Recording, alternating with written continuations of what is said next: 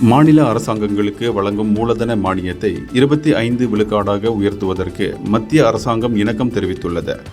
இதன் வழி தற்போது 10 கோடியே 90 லட்சம் ரிங்கிட்டாக இருக்கும் அந்த மானியம் 54 கோடியே 80 லட்சம் ரிங்கிட்டாக உயர்த்தப்படும் என்று பிரதமரின் மூத்த பத்திரிகை செயலாளர் துங்கு நஸ்ருல் அபைடா கூறினார்.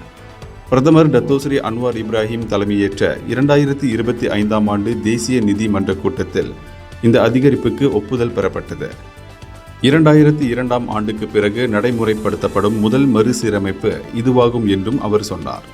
2025ஆம் ஆண்டில் மாநில அரசாங்கங்களுக்கு மத்திய அரசின் மானியங்களின் மொத்த தொகை 980 கோடி ரிங்கிட்டாக அதிகரித்திருக்கிறது.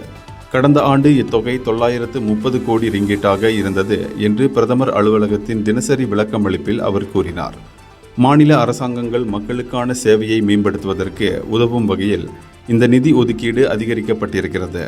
மலேசிய மக்களின் நன்மை நல்வாழ்வுக்காக அனைத்து மாநில அரசாங்கங்களுடன் உறவுகள் தொடர்வதை உறுதி செய்வதில் மடானி அரசாங்கம் உறுதியாக உள்ளது என்று பிரதமர் வலியுறுத்தி இருப்பதை துங்கு நஸ்ருல் சுட்டிக்காட்டினார்.